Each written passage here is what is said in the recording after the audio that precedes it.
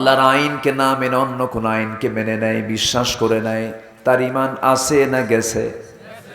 এখন আমাদের উপরে চাপিয়ে দিয়েছে, সেটা ভিন্ন কথা, কিন্তু সে আইনকে কখনো মেনে নেওয়া যাবে? আসতে বলবেন না, মেনে নেওয়া যাবে না।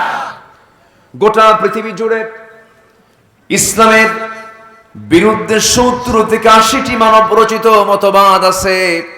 গোটা পৃথিবীর 210টা দেশ, 2 শতাধিক দেশকে আপনি যদি রিসার্চ করেন, খুঁজে বের করতে চান কোন দেশে কোন আইনগুলো আছে, গোটা পৃথিবীতে আজকে 70 থেকে 80টি হিউম্যান ল আছে, মানব রচিত মতবাদ আছে। এই সমস্ত মতবাদগুলোর মূল লক্ষ্য হলো ইসলামকে দাবিয়ে রেখে সেই মতবাদকে তারা উপরে তুলতে চায়। আমার দেশে এমন মতবাদগুলো আছে না নাই বলেন? আসতে বলবেন না, আছে না নাই? আমার বন্ধুগণ, কোন মতবাদকে গ্রহণ করা যাবে না, রাসূল ছাড়া কোন নেতৃত্বকে মানা যাবে না। মূল নেতৃত্ব হচ্ছেন রাসূল। আল্লাহকে রব, রাসূলকে নেতা, কোরআনকে সংবিধান, ইসলামকে একমাত্র দল।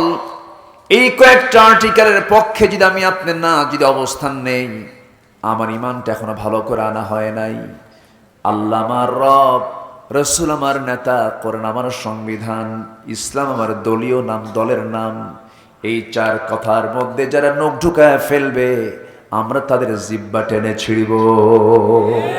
ঠিক কিনা? এখানে কোনো আপোষ করা যাবে না। বহুত দেখলাম, কারো বাপের দেশ, কারো স্বামীর দেশ, মাঝখান দিয়ে আমরা শেষ। দেখতেই জিদি সবকিছু। আমার বন্ধুগণ, এই জন্য আমার আপনার দায়িত্ব হলো, এই দুনিয়াতে এসেছি কার জিকির করার জন্য? আসতে কার জিকির করার জন্য?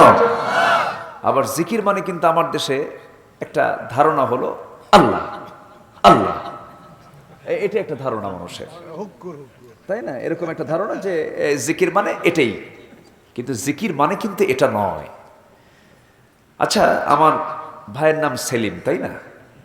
আমি যদি বলি সেলিম সেলিম সেলিম, বারবার বলতেছি, বলেন তো এটা কি মানে আনন্দ দেবে না বিরক্ত লাগবে? বিরক্ত লাগবে না বলেন তো? লাগবে। আমার রাসূল জিকির শিখিয়েছেন পরিপূর্ণ বাক্য দিয়ে, যেরকম লা ইলাহা ইল্লাল্লাহ, কোন ইলাহা নাই কে ছাড়া? আল্লাহ ছাড়া।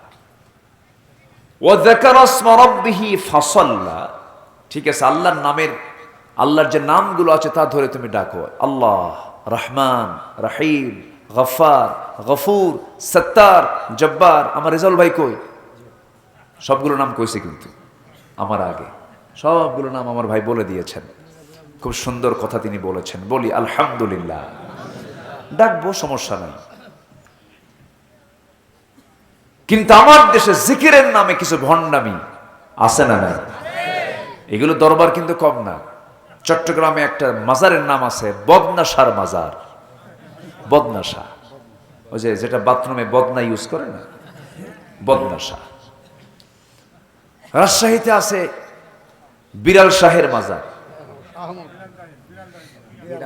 বিড়াল দহ আছে না? বিড়াল বিড়াল বিড়াল দহের মাজার আছে না? তাহলে এখানে বিড়াল, ওখানে বদনা। আরেকটা আছে কুত্তাশার মাজার। আরেক জায়গায় আছে সাইল ডাইল রহমতুল্লাহের মাজার। জোরে বলি নাউজুবিল্লাহ। এগুলো কিন্তু কম না, অনেক। আর রাজশাহীর শাহ মাকদুম, খুলনার খানজাহান